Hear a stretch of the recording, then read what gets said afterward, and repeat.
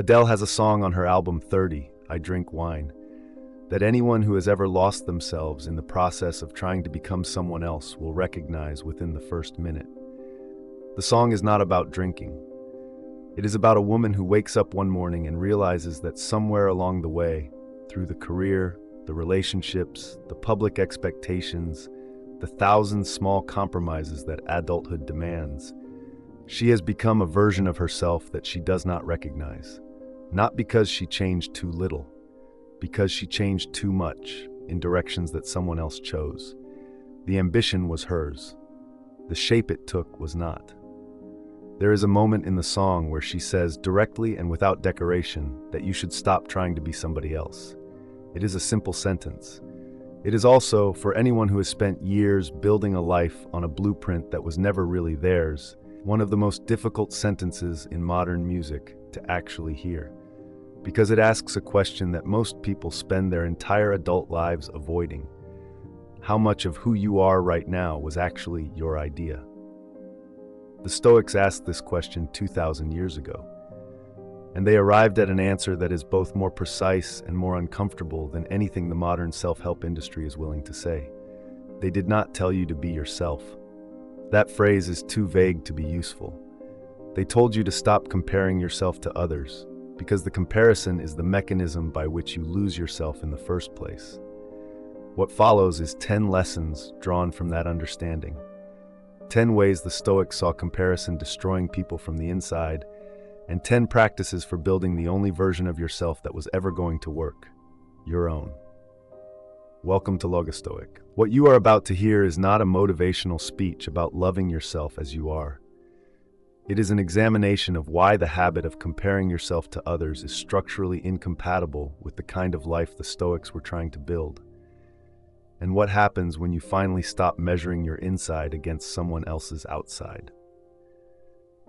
This is for the person who has been running someone else's race, in someone else's lane, wearing someone else's shoes, and wondering why every finish line feels hollow. The person who has achieved things that look impressive from the outside and feel empty from the inside because the things were never really theirs. If that is you, like this video, subscribe to Logostoic and stay for all 10 lessons. If you are ready to stop building someone else's life, prove it. Comment now, I build my own. Now let's begin. Lesson 1. Comparison is a violation of the dichotomy of control. Every act of comparison begins with a fundamental error the Stoics spent their entire philosophy trying to correct. When you compare yourself to another person, you are measuring your life against a set of outcomes, their career, their body, their relationship, their success, that are not within your control. You did not choose their genetics. You did not receive their opportunities. You did not inherit their starting conditions. And yet you are using their results as the benchmark for whether your own life is working. Epictetus drew the sharpest possible line between what is yours and what is not, and he drew it from a position that gives it unusual authority. He was born a slave. His body was owned by another person. His external circumstances were, by any reasonable standard, among the worst available in the ancient world. And yet it was from inside those circumstances that he developed the clearest framework for human freedom that philosophy has ever produced. Because when everything external has been taken from you, the question of what is actually yours becomes impossible to avoid. And the answer Epictetus arrived at is the foundation of everything that follows. Your judgments, your effort, your character, these are yours. Another person's achievements, another person's appearance, another person's luck, these are not. And every minute you spend measuring yourself against what is not yours is a minute stolen from the only project that actually belongs to you, becoming the best version of yourself that your particular circumstances allow. Comparison does not inspire improvement. It misallocates attention. Consider how much of your mental energy in the last week went to thinking about someone else's results rather than refining your own effort. The Stoic practice is direct. Every time you catch yourself comparing, ask one question: is this within my control or theirs? If the answer is theirs, redirect the attention.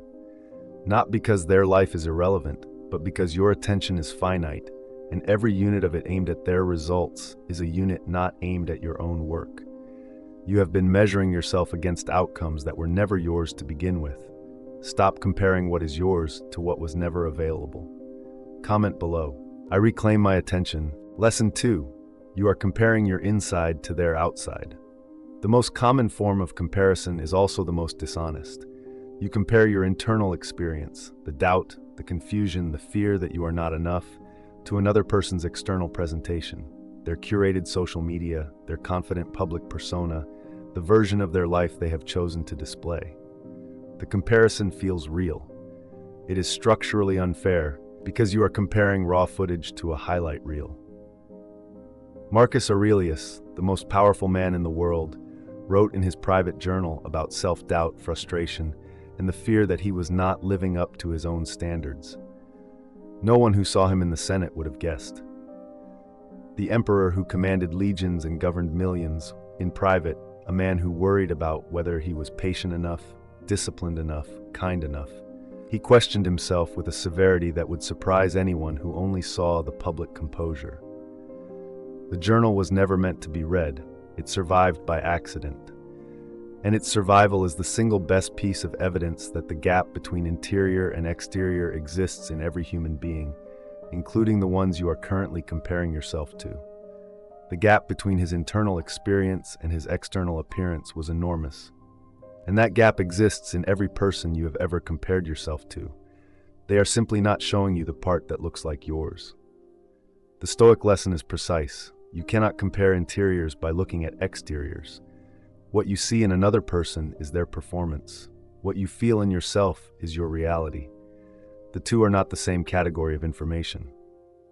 Social psychologists call this the comparison bias, the systematic tendency to compare our unfiltered internal experience with the carefully filtered external presentation of others.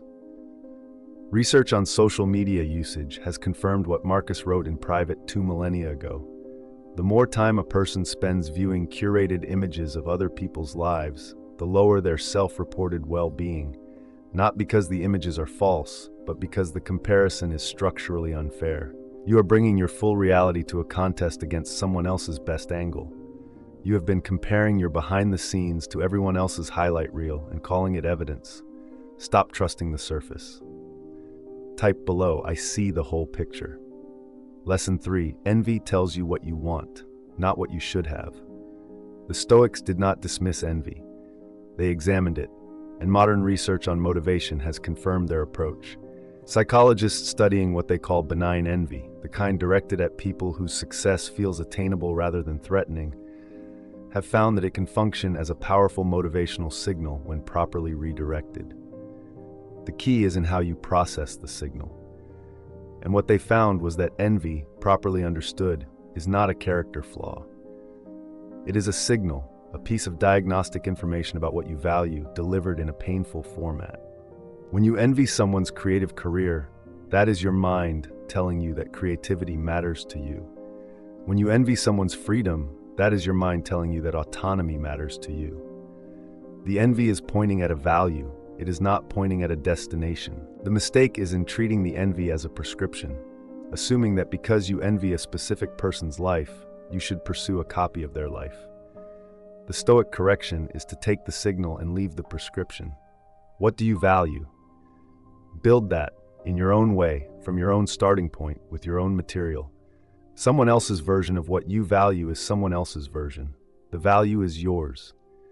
The implementation must also be yours, or it will never fit. Think of it this way. Two people can both value freedom. One builds freedom by starting a business. The other builds freedom by simplifying their life until they need almost nothing. Same value, completely different architecture. The envy told both of them that freedom matters. Neither of them needed to copy the other's blueprint to honor that signal. Envy has been showing you what matters to you, and you have been treating it as a map to someone else's life. Read the signal, drop the map, comment below. I take the signal. Lesson 4. Every person has a hidden cost you cannot see. The person you envy has a cost sheet you have never read. This has always been true, but in the age of social media, it has become exponentially more dangerous, because the gap between what is visible and what is hidden has never been wider.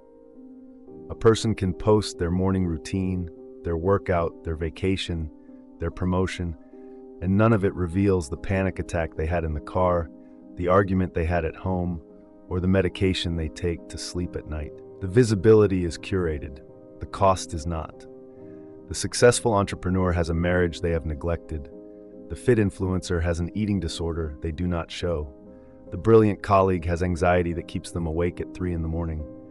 You are looking at a single line on a balance sheet and concluding that the whole account is in surplus. It is not. It never is. Every life has costs, and the costs are almost always invisible from the outside.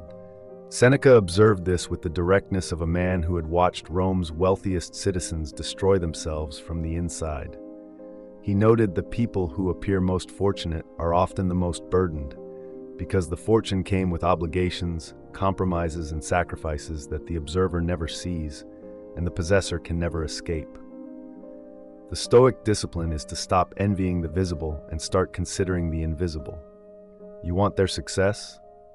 You would also need their sleepless nights, their sacrificed relationships, their particular form of suffering. The package does not come with a menu. Seneca put it with characteristic directness when he observed that no one who envies a man his purple robe would envy him the fever it took to earn it. The visible part of another person's life, the success, the status, the appearance, is never the whole story. It is the portion they have chosen to make visible. And the portion they have hidden is almost always the portion that would make you stop envying if you could see it. You have been envying the visible half of someone else's life without asking what the invisible half costs them.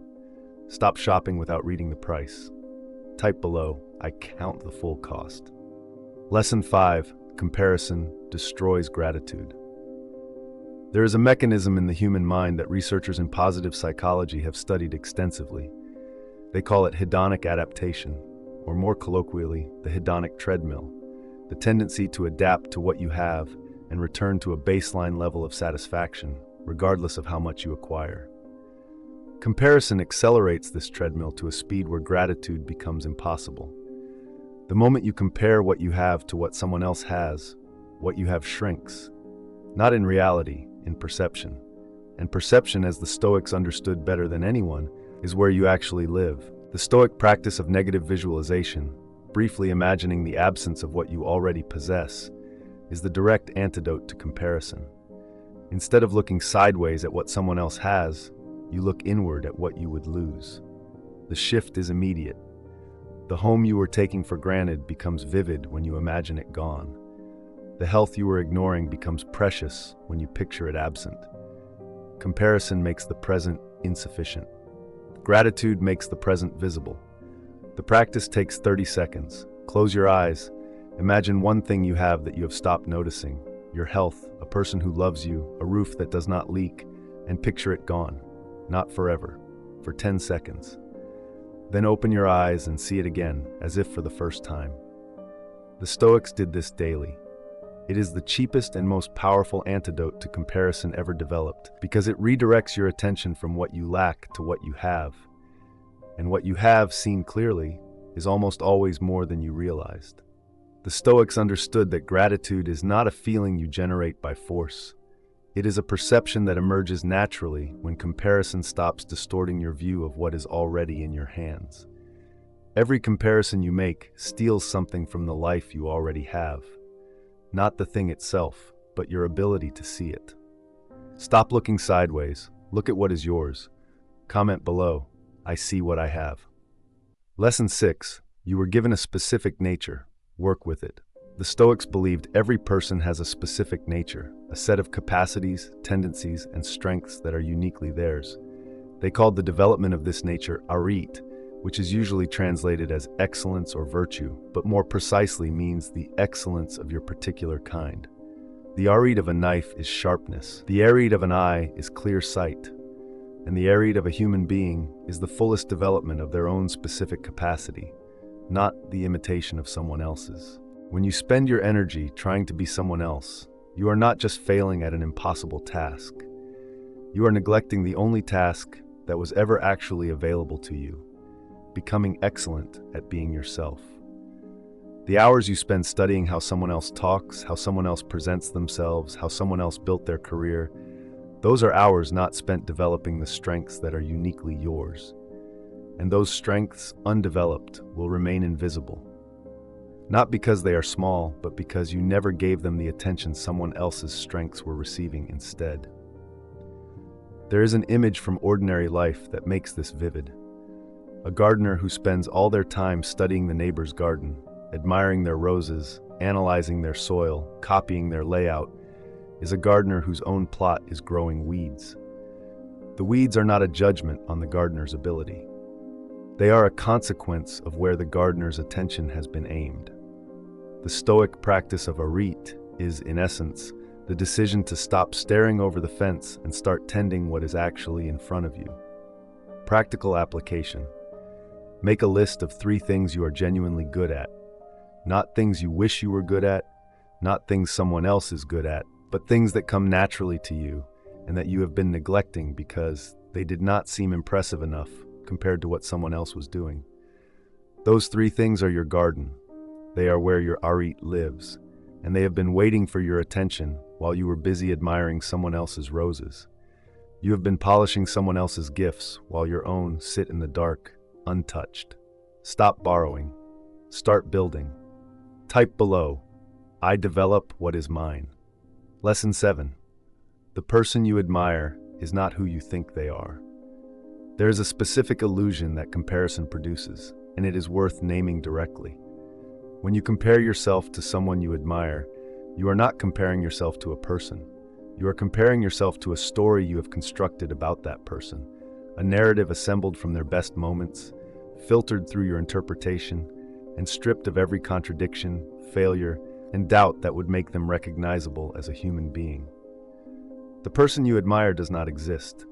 The story you built about them exists, and you are losing a competition against a fiction. Marcus Aurelius wrote extensively about the people he admired: his adoptive father, Antoninus Pius, his teachers, his philosophical mentors. But he did not idealize them. He listed specific qualities he wanted to develop in himself: patience from one, honesty from another, humility from a third. He used admiration as a tool for identifying specific virtues, not as a template for wholesale imitation. In Book 1 of the Meditations, he lists what he learned from each person in his life, not to become any of them, but to extract the quality he needed and integrate it into his own character. From his grandfather, dignity without pretension. From his mother, generosity and simplicity. From his teacher, Rusticus, the willingness to be corrected without taking offense. Each quality was taken, examined, and built into the structure that was uniquely Marcus. The people he learned from remained themselves. Marcus remained himself, and both were better for it. The difference is crucial. Learning from someone is extracting a quality and building it into your own structure. Comparing yourself to someone is trying to replace your structure with theirs. The difference is the difference between a student and a copyist. The student takes a principle and makes it their own. The copyist takes a product and tries to reproduce it. One produces growth, the other produces a counterfeit, something that looks right from a distance but has no foundation underneath, because the foundation was always someone else's. You have been losing a competition against a person who does not exist, a character you wrote from their best moments. Stop competing with a story. Comment below, I learn without losing myself. Lesson 8. Your timeline is not their timeline. Comparison is almost always a comparison of timelines, and the timelines are never the same. The person who succeeded at 25 had conditions you did not have at 25. The person who found love at 30 had a path you did not walk. The person who built their business in 2 years started from a position you did not start from. You are comparing your chapter 3 to their chapter 12 and concluding that you are behind.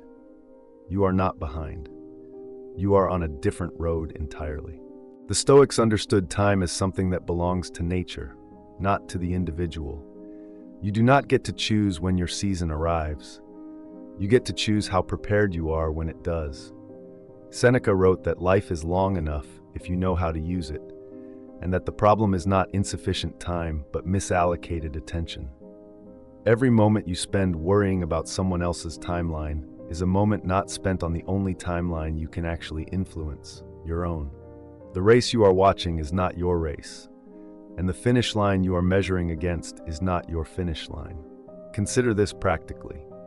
A person who starts learning a skill at 40 will be compared by their own mind to people who started at 20. The comparison produces despair. But the comparison is meaningless because the person at 40 has 20 years of different experience that the person at 20 did not have, and the skill they build will be shaped by that experience in ways the earlier starter could never replicate. You are not late. You are on time for the only schedule that was ever real, yours. The Stoic understanding of time is that it is not a race but a material, something to be used well, not used first. A life lived deeply at 50 has more substance than a life lived quickly at 25.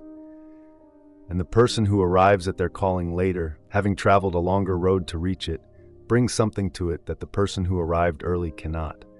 The weight of experience that only the longer road could have provided.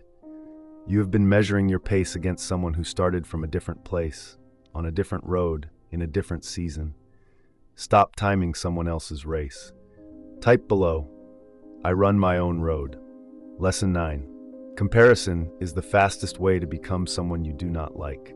This is the lesson that returns to where we started, to the feeling Adele described in I Drink Wine, the quiet horror of waking up and realizing that the person in the mirror has been shaped by everyone else's expectations and almost none of your own. Comparison does not just make you unhappy, it makes you someone else. Because every time you adjust your behavior, your goals, your presentation, your values to match someone else's standard, you are laying another brick in a structure that is not yours. And one day you look up and realize you are living in a house that was built for a different person.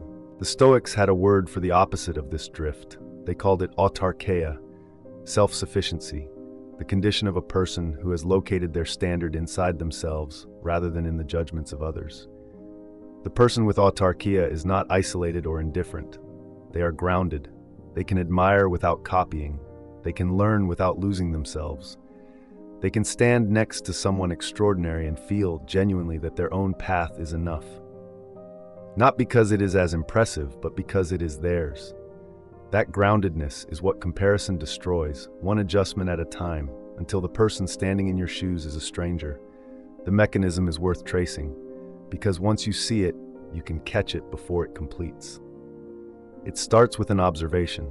Someone else is doing well. It moves to a judgment. They are doing better than me. It slides into a prescription. I should be more like them. And it ends in an adjustment. You change something about yourself, your goals, your presentation, your values, to close the gap between you and them. Each adjustment is small. Each one feels reasonable. And after 100 of them, you are living a life that was assembled from other people's parts. And the original blueprint, the one that was actually yours, has been so thoroughly overwritten that you cannot find it anymore. The Stoics would recognize this as the most common and most invisible form of self-abandonment. You did not lose yourself in a dramatic moment. You gave yourself away in increments, one comparison at a time. Every comparison has moved you one step further from the person you actually are. You have been building someone else's house and calling it your own. Stop adjusting. Comment below, I stop performing. Lesson 10. The only comparison worth making is you against your yesterday. The 10th lesson is the one the Stoics return to more than any other, and it is the one that makes the previous 9 unnecessary if you can actually live by it.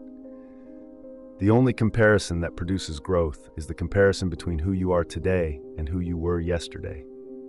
Not who someone else is, not who the world says you should be, not the person you saw on a screen this morning whose life looked effortless and complete.